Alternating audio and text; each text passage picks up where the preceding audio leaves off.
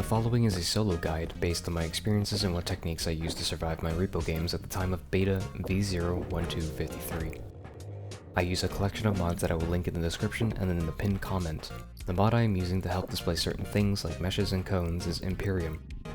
For the purposes of this guide, early game is between levels 1 to 5, with 5 introducing Crescent Moon, mid game between levels 6 to 10, with 10 introducing Half Moon, and late game is any further from levels 11 and higher, with 15 and 20 introducing Full and Supermoon respectively.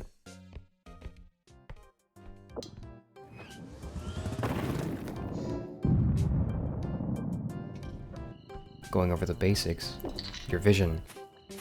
Your vision is the most important, as this will allow you to react to oncoming threats. This section will go over some ways to best utilize your vision. Peripherals. Just by simply turning to the side, you can see from much farther than if you were to normally look at a threat head-on. Using this knowledge, you can pull ahead of the monsters just simply turning. In a head-on confrontation, most monsters will not see you before you see them. But perhaps you need the extra reaction time if you find yourself preoccupied with fighting enemies or carting loot. Opening doors. If you want the best chance at survival, you have to be able to give yourself room to react and room to escape. Simply put, putting a door between you and the monster puts you at a disadvantage. The monster is closer and will react with perfect, consistent timing, attacking you or your cart. You are better off leaving doors open so you are able to recognize threats faster and recognize your escape routes. Scrolling. Using the scroll wheel to open doors helps a lot, not only to maintain stability over your camera, but reduces camera shake so you can better anticipate when a heavy monster is tromping around. Enemy vision concerning hiding. 3 factors will affect how an enemy will be able to see you, minus the huntsman.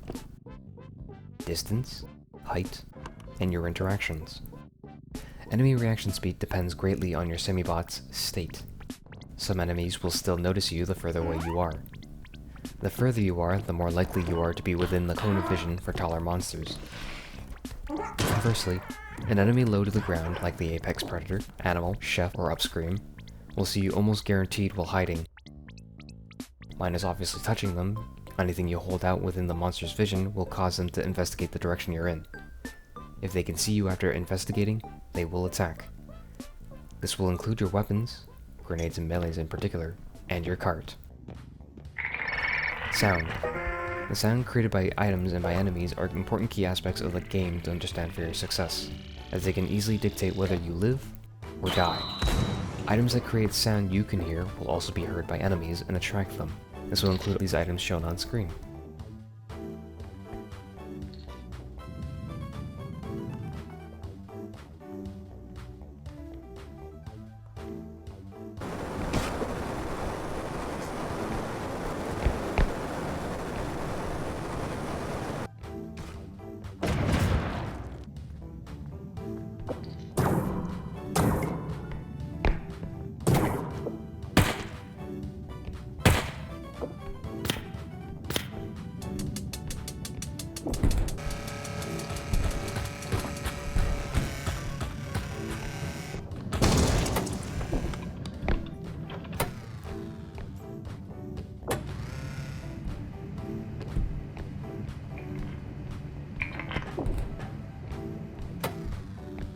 As a small side note, crouching while approaching stairs and exiting them will stop you from tripping down them, muting the otherwise loud jumping sounds. Miscellaneous objects such as the extraction point during its countdown, or the final extraction, causing the truck and the player to be invisibly pinged. Movement. For early game, you can use cart boosting. To perform this, you hold the cart at mode strong, and either launch it against an object and flick your mouse to the direction you want to go,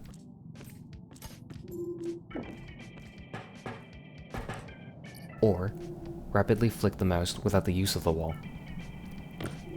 For multiplayer, this is possible for everyone involved, but has the best effect when you're host. I would refrain from using this when your cart is full, as the speed can generate enough inertia to toss the items in your cart. Slide tumbling. To perform this, you only need a minimum of 3 stamina to perform effectively. You sprint for less than a second, crouch to slide, and during your crouch, jump and tumble at the same time. Tumbling at this burst of speed received from your jump will give you more distance vertically and horizontally. Tumbling. Tumbling is an essential early game parkour tool that you can use at its base. The best example I have of this is the 3-layer bedroom in Headman Manor. You may scale up this parkour room with an extra jump perfectly fine, but if you splurge money on strength or weapons, then this could be the solution you were looking for. Otherwise, late game, 1 tumble launch and 1 tumble wing is usually more than enough for your movement needs when mixed with slide tumbling.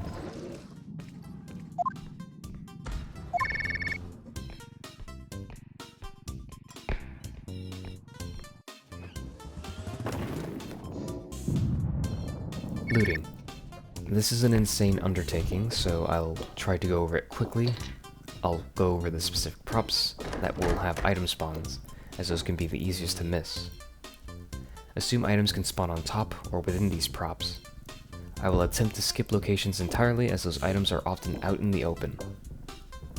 For mechanic, you have the wire 4-shelf storage units with equipment, wire 4-shelf storage units with boxes, wall shelves, research tables, and beneath them, mechanic chairs, lockers, the TV cubby, a counter, the all-terrain carrier.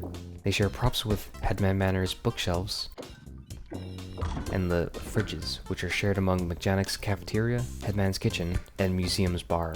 The sinks and toilets can hold items in them, with the toilet being able to also spawn items behind them. For Headman Manor, you have the aforementioned bookshelves that litter the tile sets, the cabinets, even boarded cabinets, graveyard gifts, coffee tables, above or beneath beds, the safes of 2 sizes, above crates, which can be replaced with pots, crates, or empty air, fountain, benches, wall shelves, and the octagonal library, which I figured had the ability to replace television. They share props with Swift Broom's chests, the 3x3 kegs, and extinguished fireplaces. For Swift Broom, you have an arrangement of 3x3 kegs that are copy-pasted around the tile sets, whose kegs can be replaced with loot. Mini cabinets, Swift Broom bookshelves, 4 rows which can be replaced with loot, large arched bookshelves, Swift Broom bed, denoted by a roof rarely paired with a hat that can be replaced with loot, on tops of barrels and boxes, within balconies, on windowsills, and generally on any variant of table. For Museum, any debris you see can be replaced with loot. Any onion you see can be replaced with loot. The top of benches, the seats of the artistic chairs, in the ceiling crack parkour room, in the slants parkour room, the steps and protruding pedestals, in the pillar parkour room, protruding cubbies, potholes, and below or behind the bar. During looting, you may come across extraction zones. I urge you, try not to walk into the area if you know the room is for extraction, and save it for when you will extract. This will instead leave the room marked with a big, black box with a hard-to-miss question mark, and allow for easier tracking than the sometimes not even visible, or barely visible, red square. Clarifying some things, the extraction zone is a cushioned area extending into the skybox, so dropping, ramming, or dragging things in will not damage items any further. This is a property that is shared with all things, including enemies and you. You can still damage items through jumping, so try not to jump on your loot. To a lesser extent, your cart also has a cushioned area that extends slightly above its rims. The extraction area will never have loot in it either, and lacks navigational nodes for enemies to path into. The only way an enemy will find its way into the extraction area is if it's investigating a sound. For items too heavy to lift or rotate onto the cart, you can scroll or drag or push items across the floor. As long as you aren't sprinting, as there are slight lips and debris in the floor, your object will remain undamaged. This is actually the primary way in dealing with the tray valuable in Museum if you can get it on the ground to begin with. Alternatively, you may lean objects onto the side of the cart to displace a portion of the object's weight. This strategy is applicable extremely early, or when doing strengthless runs on objects that are at least as tall as the cart, like the explosive barrel or the large vase. Almost all objects can be extracted fairly easily with a minimum of 1 strength, except for most items on Headman Manor. These items are not only fragile, but also must contend with the Headman Manor's small doorways and stairs, making it extremely difficult to ferry such objects to extraction. For items light enough to lift, but too cumbersome to carry around, examples of these are the red potion, the goblin head, any of the museum items, etc. Pick them up and place them gently beside extraction.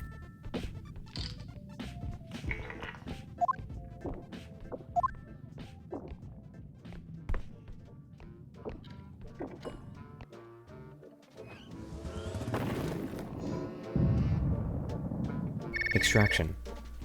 We'll go over what I call REPO syndrome. The all-in-one extraction, the greedy perfectionist. Spending too much time on a level, exposing yourself to more danger. I see most players in public lobbies doing this, leading to risky extractions and long trips backtracking. I'm only discouraging this if you find yourself making mistakes here. So here's how to extract efficiently regardless of strength.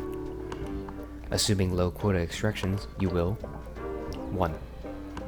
Prepare the extraction area. 1A. Place your bulky, annoying, but expensive objects near the extraction first. You can use your cart to shove these items, as the cart seemingly ignores item friction. 1B. Place any other valuables that you could not place in the cart within reach of your extraction zone. 1C. Hold on to your cart with mode strong, with your back facing the extraction. This is a simple part, but it makes a world of difference as jumping on loot can easily damage it, and helps save time over running around to grab it. 2. Standing within the extraction zone, align yourself and grab the object by its base. Slightly lift it for reduced friction, then pull. As you are pulling the item, you will notice that there will be space left from your body blocking the object from going any further. 2A. Flick the cursor down and behind you, moving out of the way while still within extraction, to attempt to slide the object the rest of the way in. 2B. Push the object uniform with the extraction's edges, using your body. You want as much room as possible, as items can easily catch on each other, so the worst case possible is this messing up your entire extraction.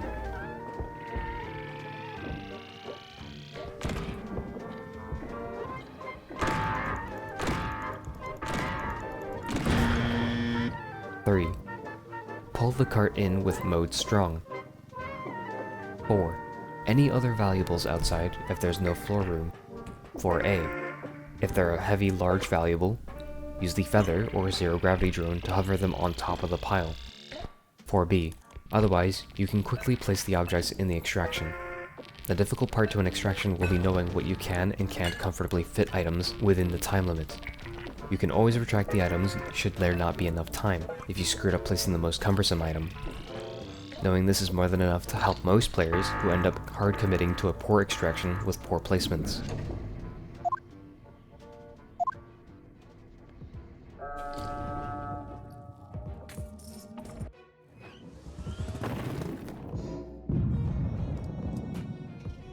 Combat. During all stages of the game, you will be forced to choose when to fight and when to hide. The most difficult part of fighting is weighing whether or not a target is worth taking out.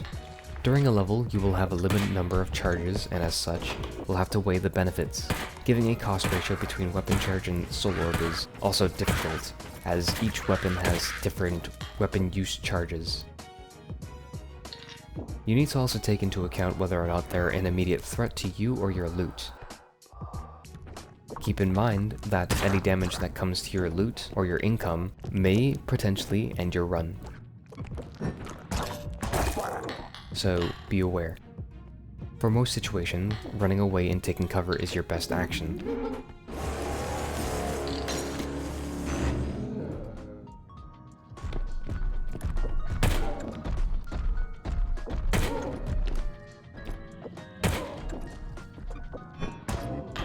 For melee weapons, you can choose to employ a number of strategies. Hit and run, which is time consuming. Corner cheesing. Stun and gun, surefire and very easy, but can be very battery intensive.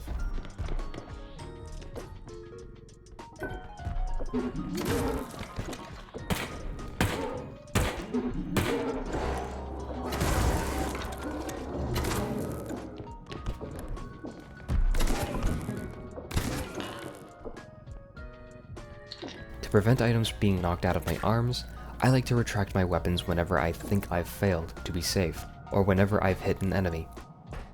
For levels below 5, I don't use this strategy, but you may if you wish to. This is a list by Discord member Swaggies detailing all items required to stun their respective weight classes, called valuable bashing, or using valuables as items. I don't recommend this since it's just for 5 levels, and it's a lot to memorize, but it's more power to you if you want to memorize this. Valuable explosives such as the blue crystal deal 50 damage, the propane tank dealing 100 damage, and the flamethrower itself dealing 3 damage per tick, the clown doll dealing 300 damage. For ranged weapons, aiming slightly below your desired target works. You can steady your aim after a shot by retracting your weapon and dispensing it again.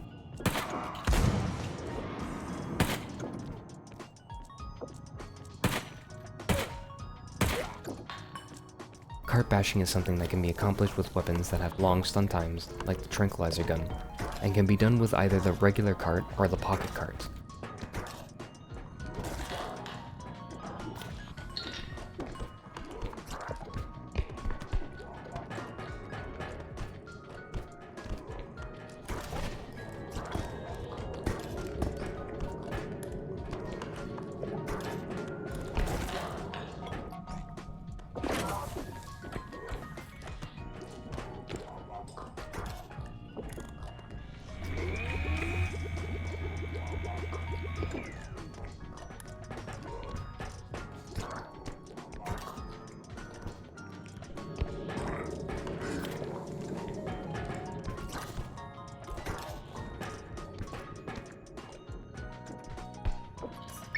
For early game, explosives are your best friend here. The grenade, the human grenade, the duct tape grenades, and explosive mines.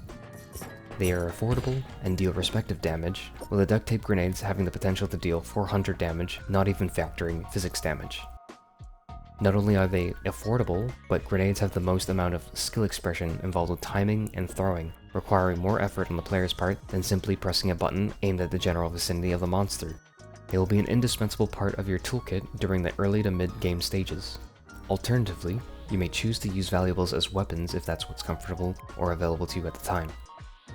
Mid-game, you have your pick of the bunch. By now you should be able to grab a few enemies, have one weapon of your preference, and should you find yourself in a pinch, you can toss lighter enemies at bigger ones to damage them. Pits have shown themselves more frequently, and you should consider playing around them as a result of this. Late game, you should be able to pull most monsters into pits and juggle them while conserving on weapon charges for dire situations. The sheer number of enemies here will be a great boon to your wallet, but only if you're able to carry it back.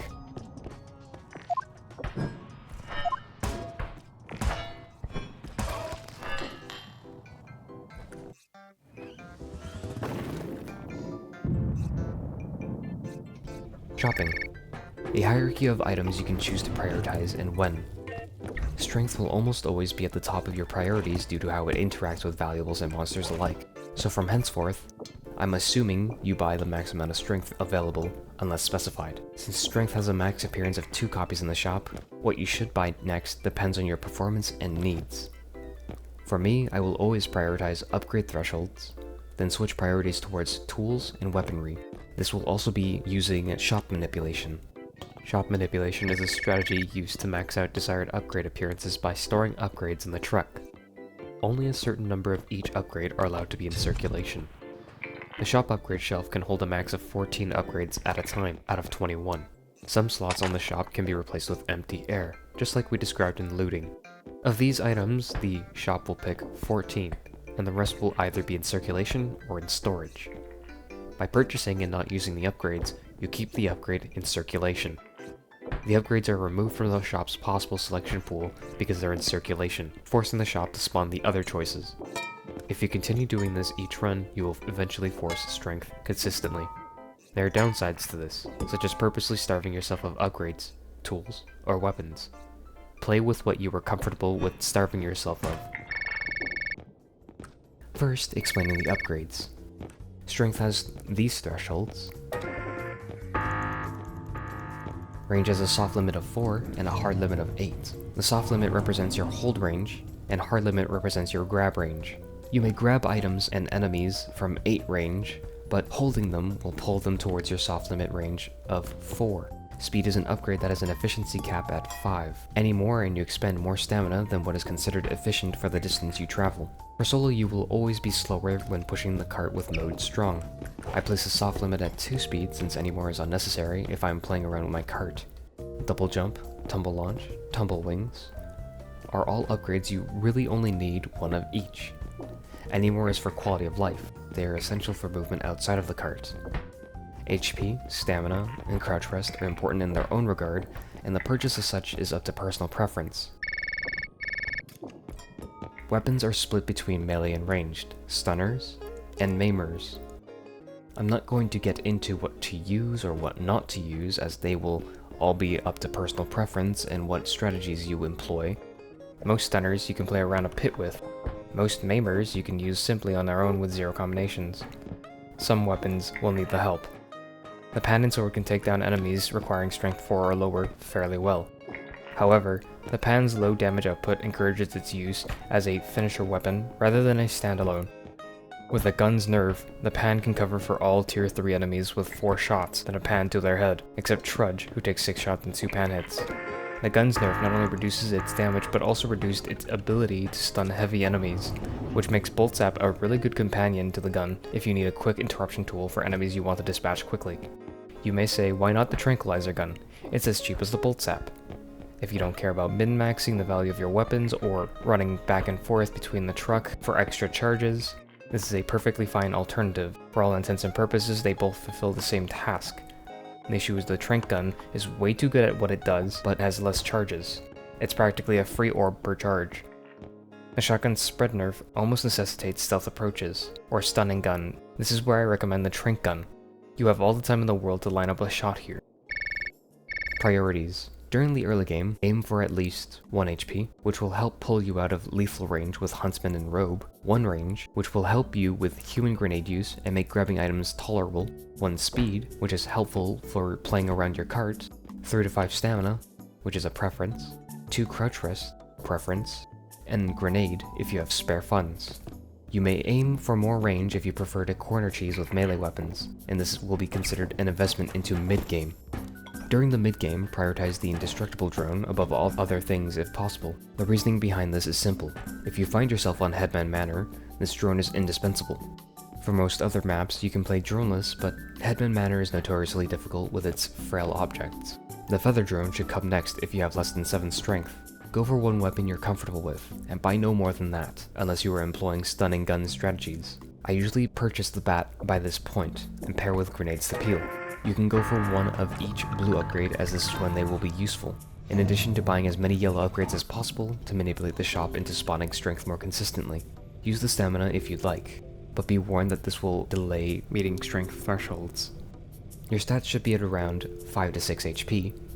220 HP is amazing, which pulls you out of 2 lethal hits, 2 to 4 range, which hits the soft limit, 1 to 2 speed, which is my personal preference for speed, 1 to 2 speed, which is my preference for speed, 5 stamina. There should be excess yellow upgrades sitting in the truck, which should help you with your strength issues. 4 to 5 crouch rest, also personal preference. There should not be excess of this, they are too expensive.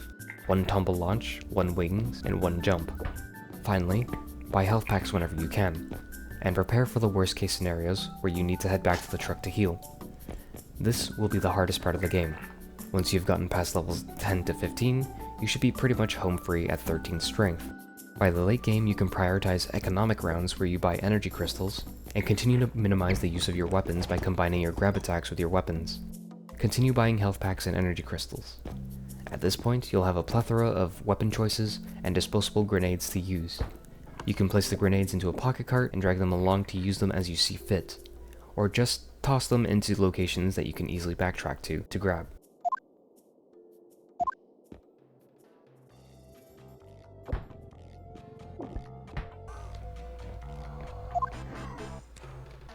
How did you even get in here? Bitch ass. What? Where are we going? Where are we going? Where are we going? Where are we going?